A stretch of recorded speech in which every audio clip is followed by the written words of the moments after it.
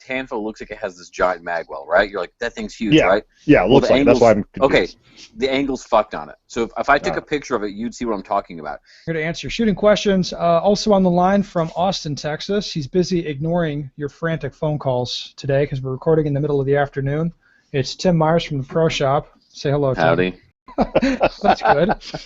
And Gabe White. Hi. From Weirdo Portland. Hey, where are the cool things glasses, going, Gabe? So why are we recording this at noon your time? Because my schedule is all screwed up from various things going on this week, and this was the best time, so I suggested it. And you said it was cool, so it's cool with me. I don't give a shit. I just thought it was, it's curious. I know it's not my usual pattern. I know. All right, Gabe. Well, your suggestion for topic today is timely. This is a discussion that's kind of been growing in recent months.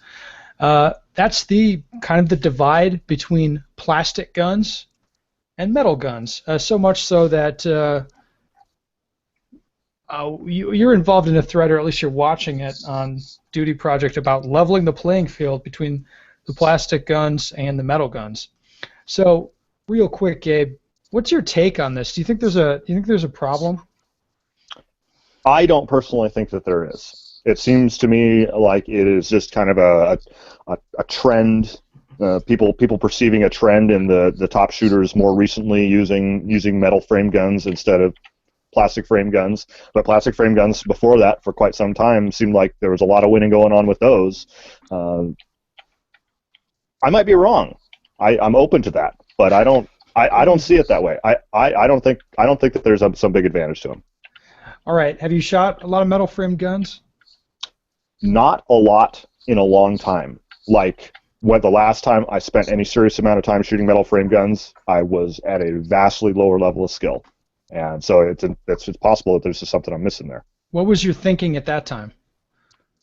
At that time, I'll tell you. At that time, I went running and screaming right back to Glock, because the metal frame guns that I happened to be shooting at the time, which are, in all honesty, not particularly relevant to the current discussion, because they weren't, DASA CZs or Tanfolios or anything. What were they?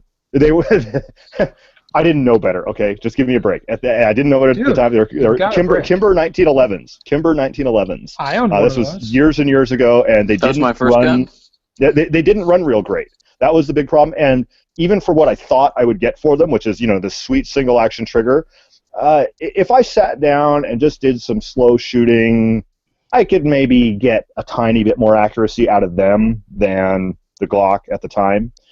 But as soon as you put it into anything that was more complex, add gun handling, moving around, positional shooting, any of the kind of stuff that you also do in USPSA, and the accuracy difference became imperceptible. There wasn't one once you put it in that context. But it was a big pain in the ass to draw it and reload it. Well, definitely a big pain in the ass to reload it, but that's, we're talking single stack there, which is maybe a little different than the current discussion. My draw was not what it is now at the time. Oftentimes people like to look at the overall results and kind of put the single stack guys up against the production guys, especially since single stack can now shoot 10 rounds in minor. Mm-hmm. So that ends up being an interesting conversation as well, where it's like, well, if these 1911s are so much better, we're not really seeing a big difference in the scores. Yeah. So that's a conversation I've seen had as well, and it's tangential to this one, but sort of related at the same time, I would say. Mm-hmm. So you feel like there's not a big advantage to metal guns, or no advantage? My gut feeling is exactly that. Yeah, no, that's exactly my gut feeling, and like I said, that's not based on some huge amount of personal research recently, so I could be wrong, but that's what I think. All right, well, Pro Shop Tim.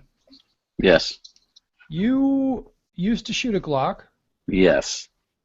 And then you shot a Tanfo. Yeah, that was quite the change.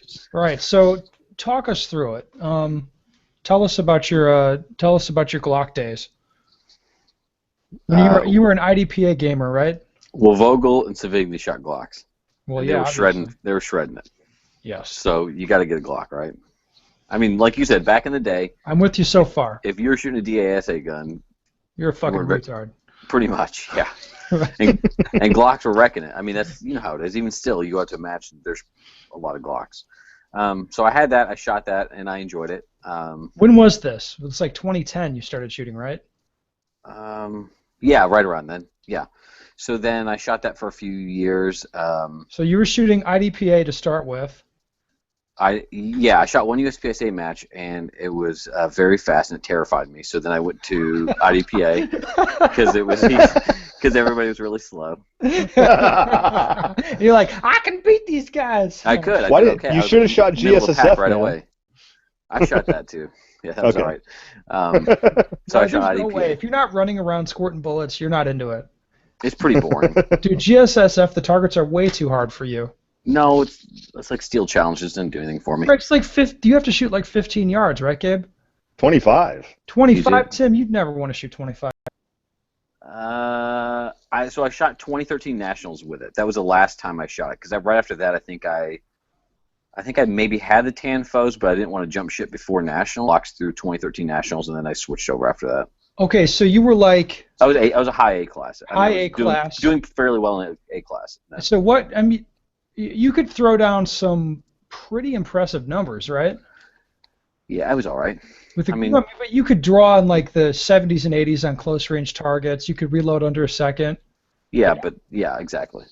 I So mean, it was you could shred with the Glock. all right. I mean, you were not accurate, but that No. was more a problem with you than the gun, I would say.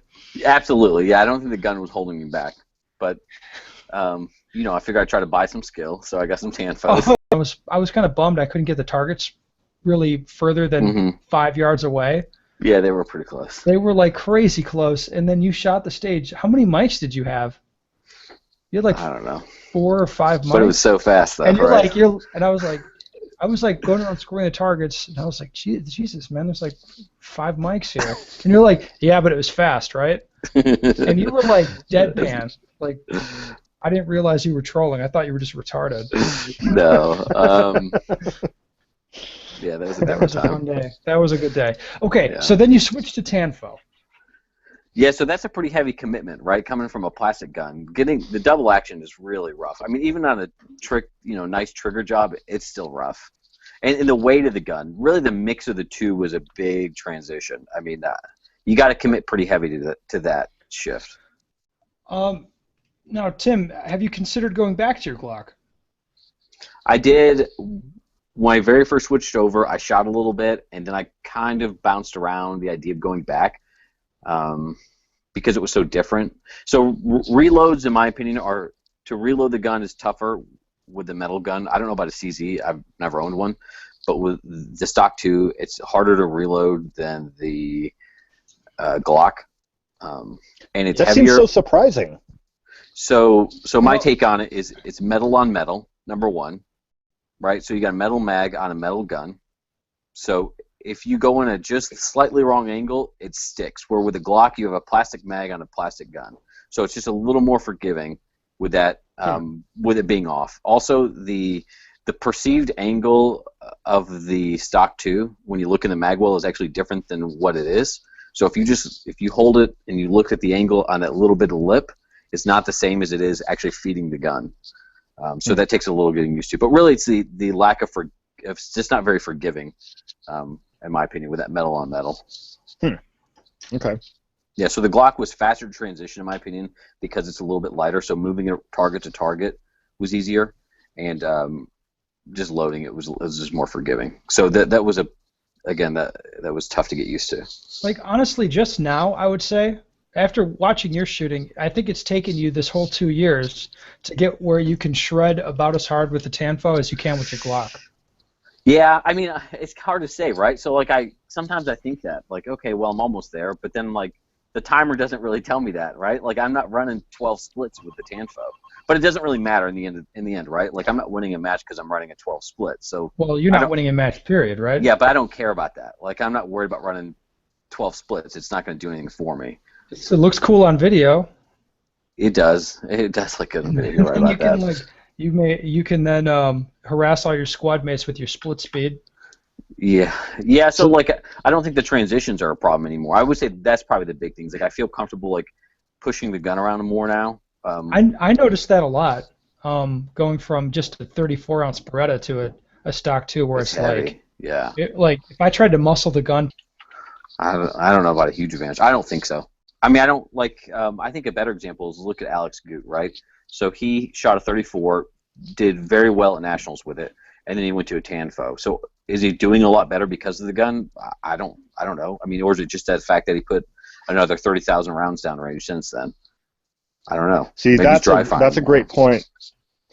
That's a great point, and I think that's one of the things that makes it a very hard issue to unravel, if there is anything to unravel. Is, I can't go back and go through the same period with the same intensity of shooting development with a different gun. Can't go back in time, so that's it. I could switch, but then I would be continuing from where I am now. So I think it's for an individual, it's a fundamentally unanswerable question, or just a really, really hard one to answer. I know I have seen, to one thing that you were saying a little bit ago about the time it took you to get used to the different gun.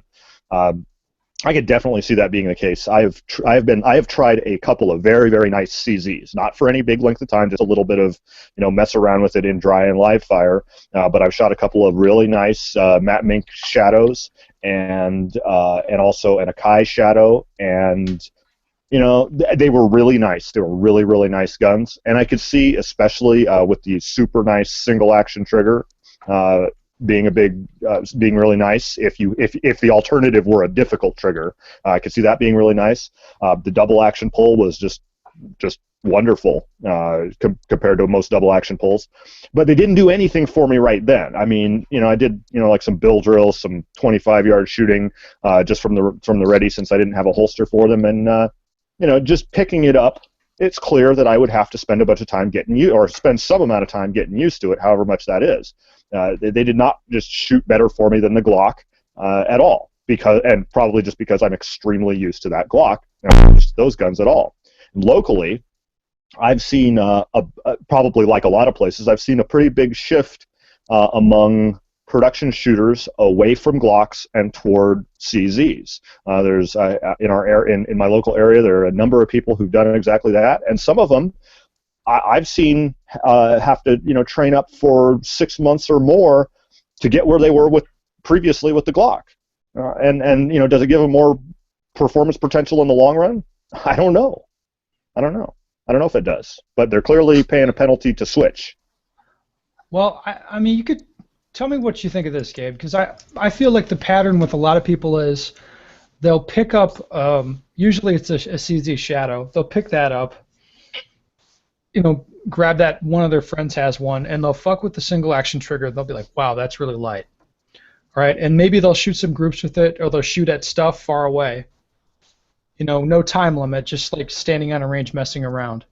And they'll shoot that, and they'll be like, wow, it's really easy to hit stuff. This gun's way better. And then once they get their gun and they start having to work out of the holster with it, reload it, and deal with the double action trigger, then it ends up not being so awesome. I mean, they still like it or whatever, but it's not the slam dunk that they thought it was. Yeah. Is that your feeling? That very much rings true to me. Yeah, very much so. Man, this sucks. So we all agree. I know. So one thing I wonder about is, how much does the trigger play into this? Because we got a couple of different things going on. We've got the metal versus plastic argument, which is mostly that seems to me like that's mostly about the mass, the weight of the gun, right? Yes. And I think it's about that. It's about the effect of that mass on target transitions and on splits in terms of returning the gun to the same target. And the heavier gun doesn't move as much in recoil, I think. At least I think that's the idea. So that's where the perceived advantage is. But potentially counterbalancing that is maybe ease of transition, but I guess maybe that melts away once you get used to it, and then it's not any different. It's just an issue of getting used to it.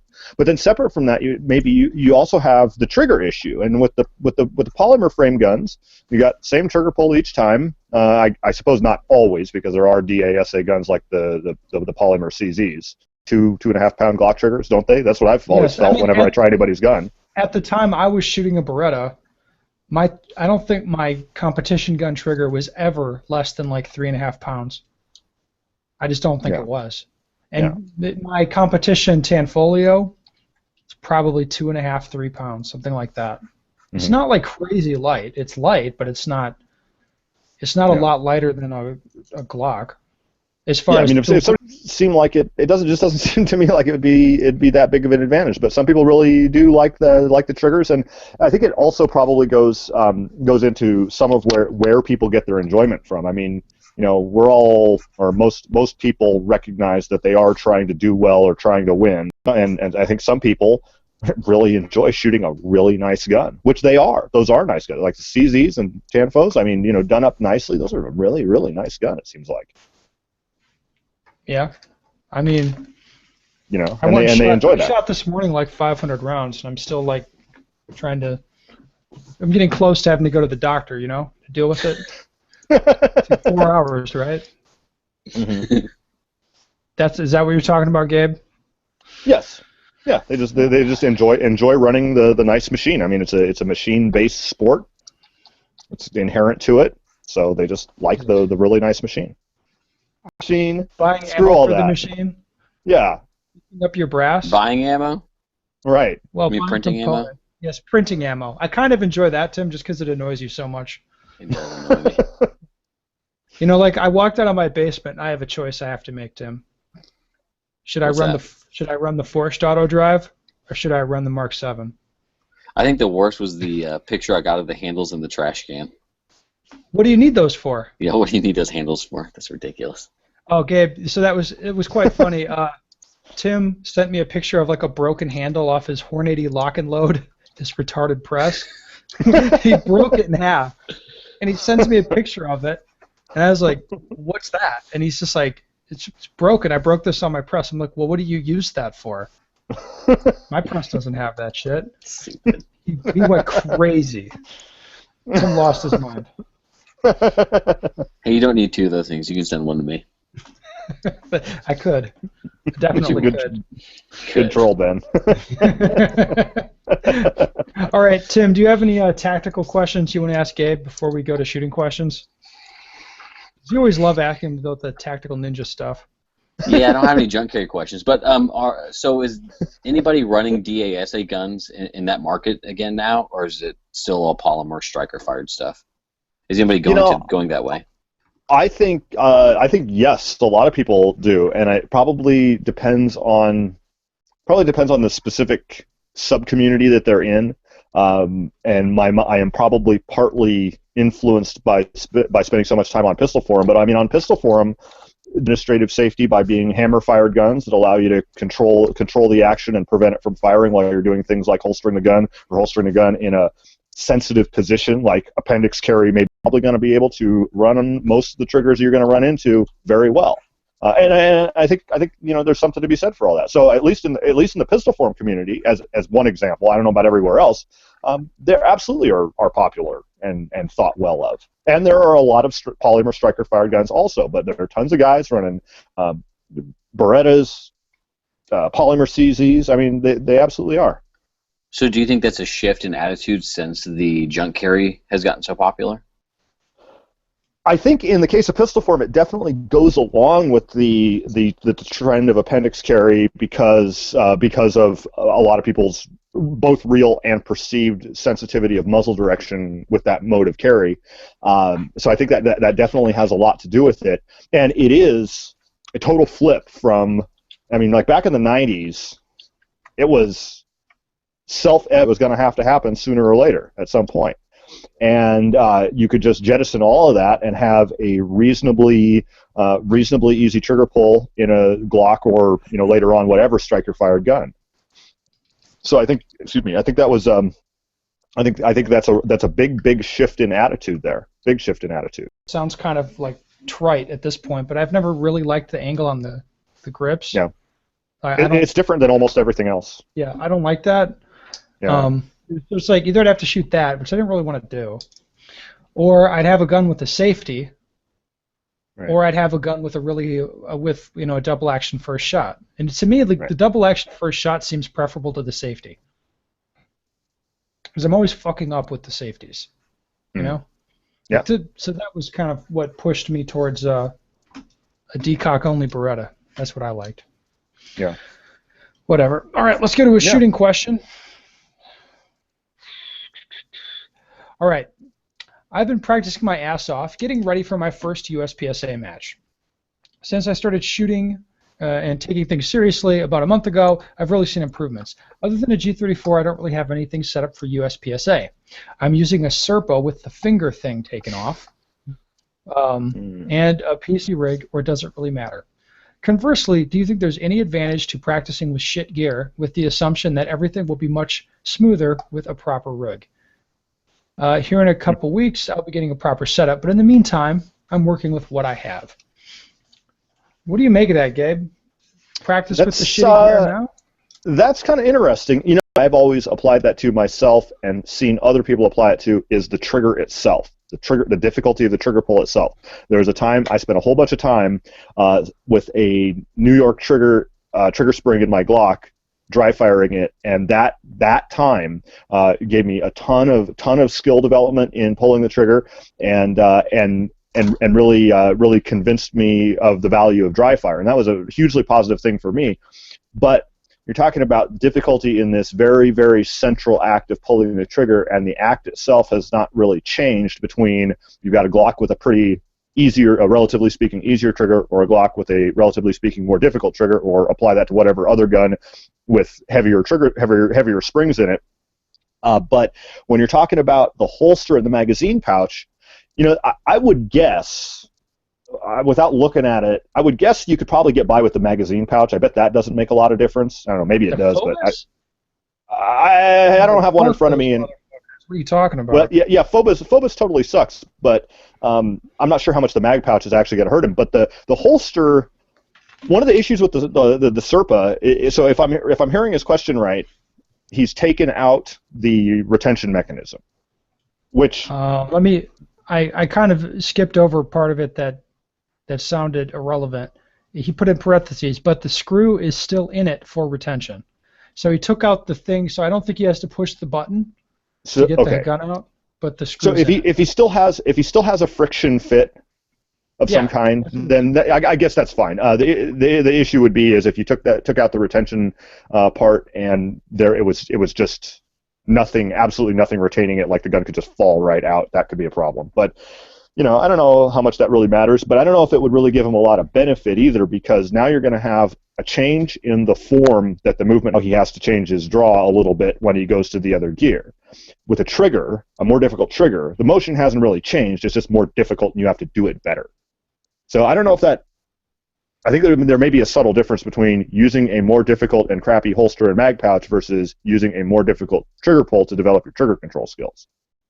Well, I can speak to this. I shot my first my first year of shooting with, all of it was IDPA legal gear, which was a leather belt, a Safari lamp, and I had CompTac single pouches. That was the shit that I shot for my first year, and then I went to a double belt that you'd use in USPSA, and a holster, and a dropped offset holster, I should say, and then more competition-oriented mag pouches. And I don't think it was bad to shoot the first year with the shit gear, to be honest. Because then when I went to the nicer stuff, it wasn't like I was any faster. Not really. It was just like, the stuff's on. It's just way more comfortable this way, and I'm not fighting with my shirt ever with my thumb to get my gun out of the holster, and my mags just come out of the mag pouches nice and clean, and then I can adjust the retention really faster. It's just, life becomes easier. Yeah. That was my feeling, but I didn't feel like it hurt me necessarily to have practiced with it one way or have shot that gear. But that doesn't matter for you, Gabe. You just use the same shit all the time. Yep. It's almost like we were still talking about metal versus polymer frame there for a second, where you said it makes life easier and it's nicer, but does the timer say anything's really different? And the answer might be not really.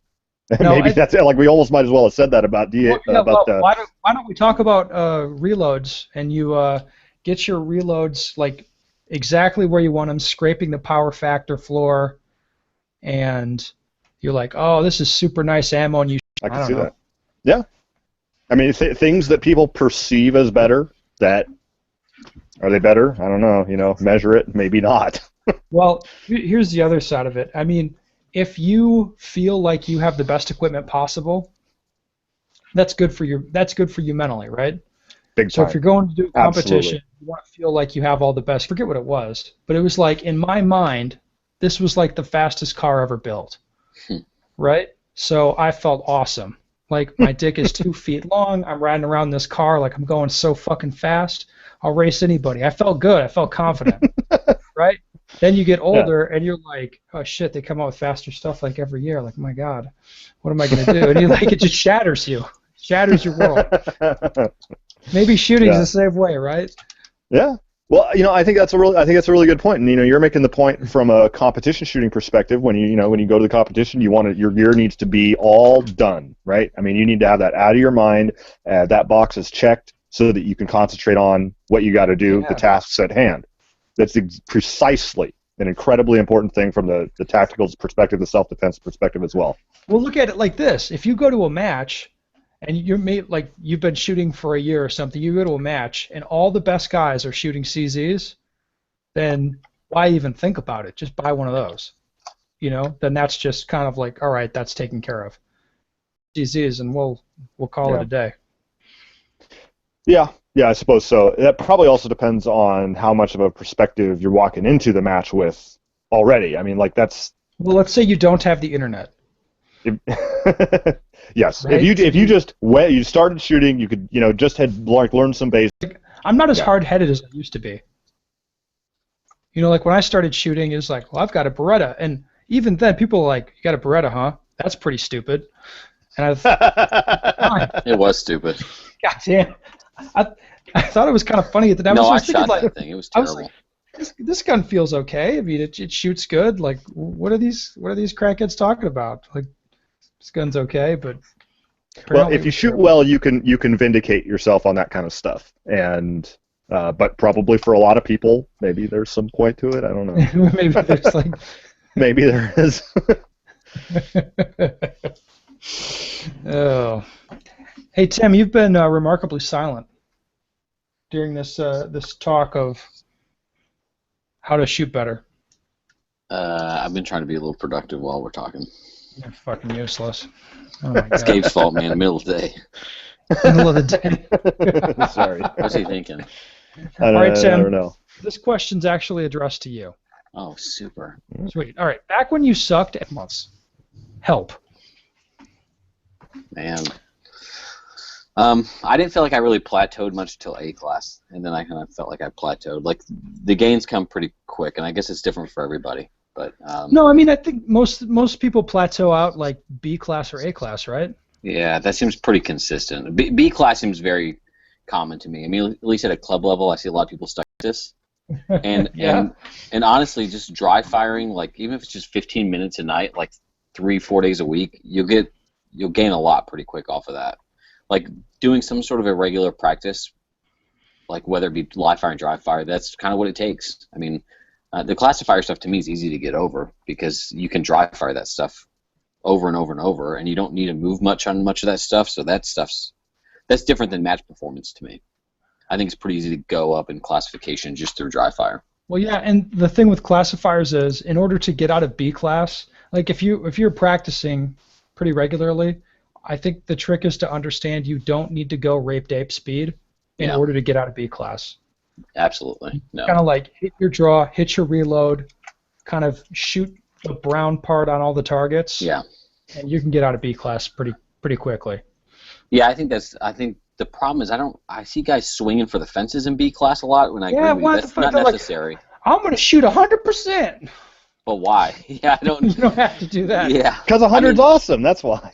Yeah, but in M class, you kind of got to swing for the fences a little bit, right, to get out of M class. I think so. But GM pretty Yes. fucking cool. it would be. It would, and Man, yeah, I'd you're be absolutely nervous about that every time. Like if I'm out on the internet Yeah. saying, "Yeah, I want to make GM," I'd be so nervous every match I go to.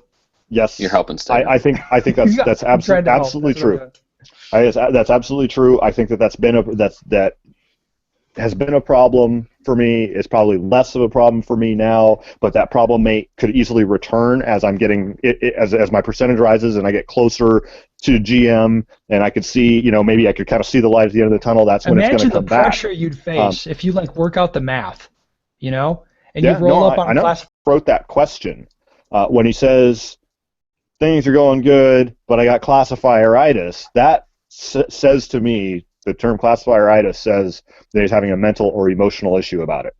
Yeah. Yeah, because he wants to move up, and then he's like, "Well, he does good in the match." Yeah. I do well.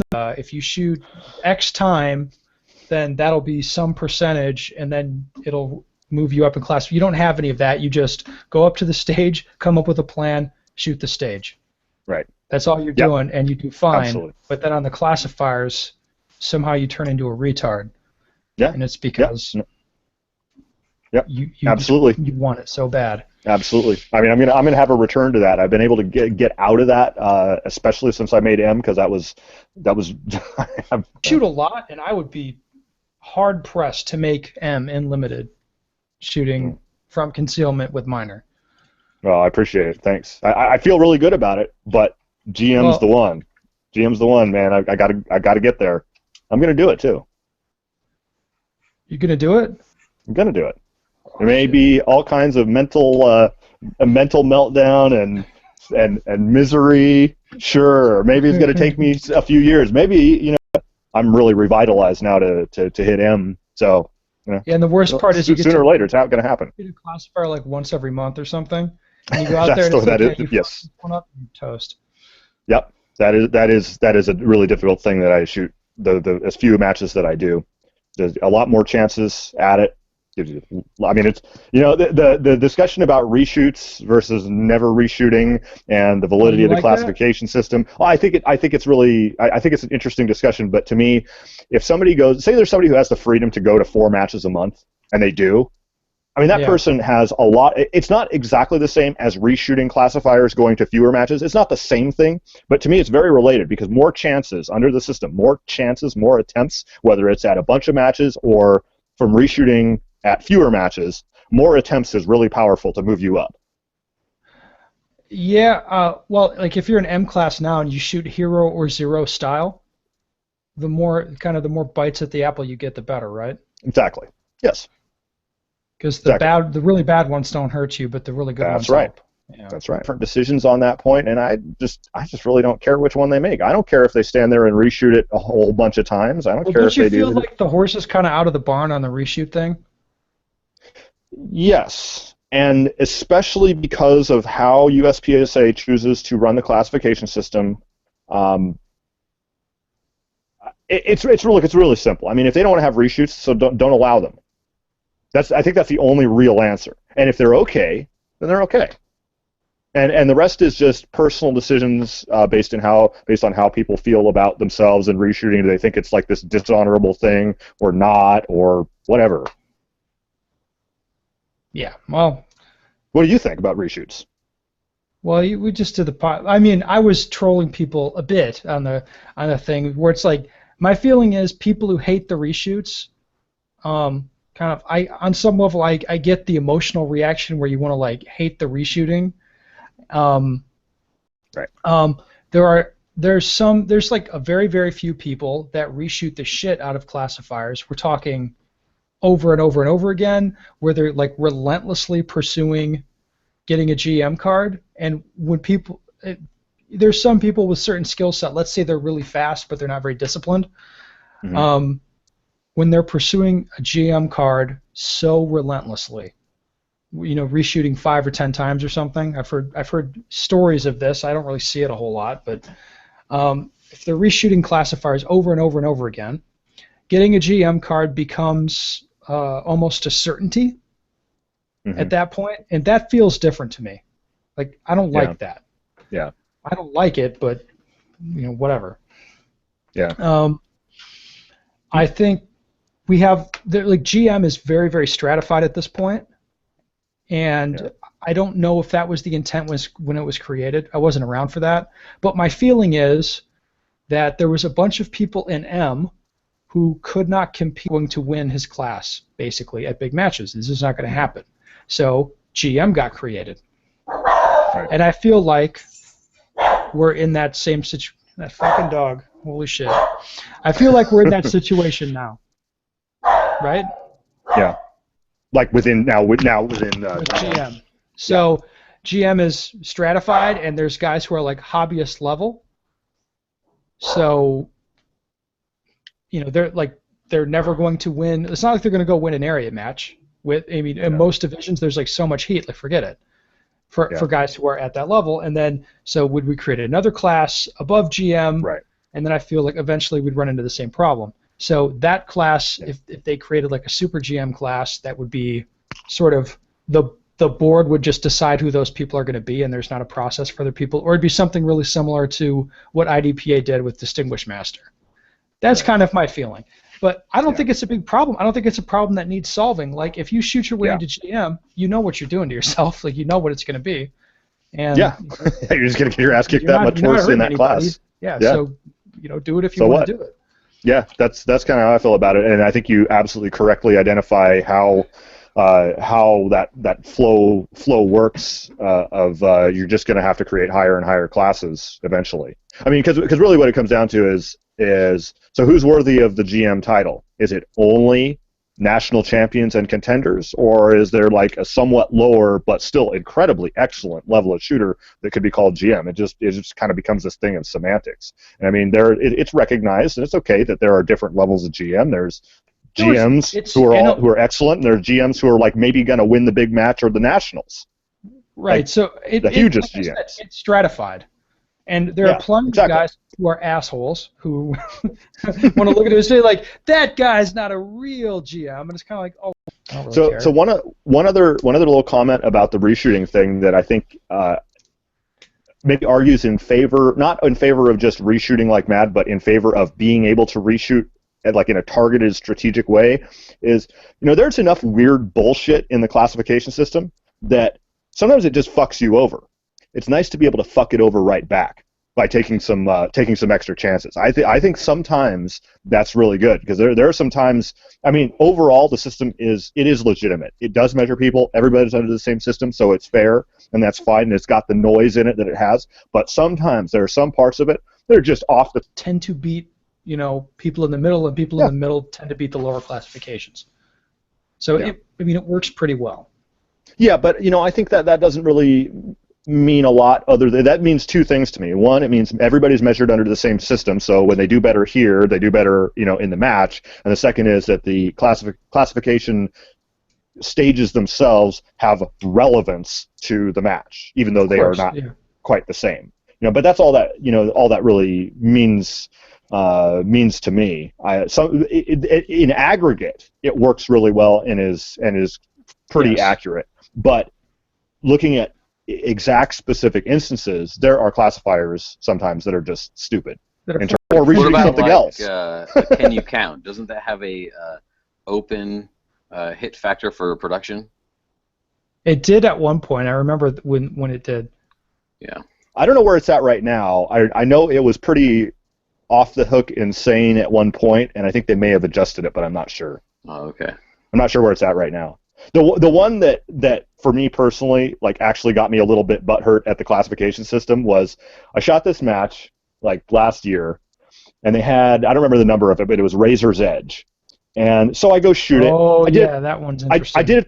I did it the right way, right, for a big match. I went and shot match pace. I shot it how I could own it. I did well. I shot it pretty cleanly, and I look up my percentage, and I'm like, oh yeah, great, another 76%, fucking awesome.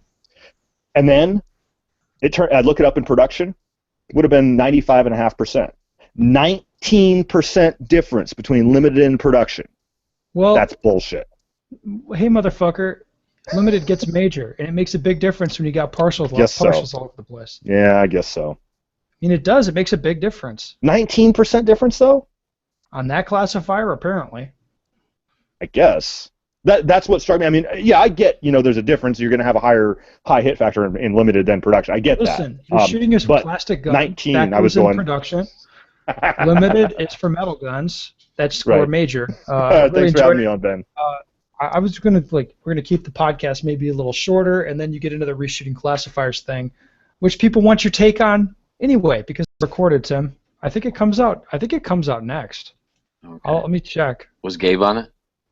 No, Gabe was not. Gabe was 67. Ladies in shooting. Oh. As we sit here recording this, that will come out tomorrow. Oh, yes, should be excellent. How far out is this one? A couple of weeks? Yeah, this will be a while. I got to record way ahead now because I got Nationals is going to be fucking everything up, and then I'm leaving the country for a while next month, so I'm trying to get way ahead. So Cool. that's the plan. Cool. All right. Cool. Over. I would love to answer them for you.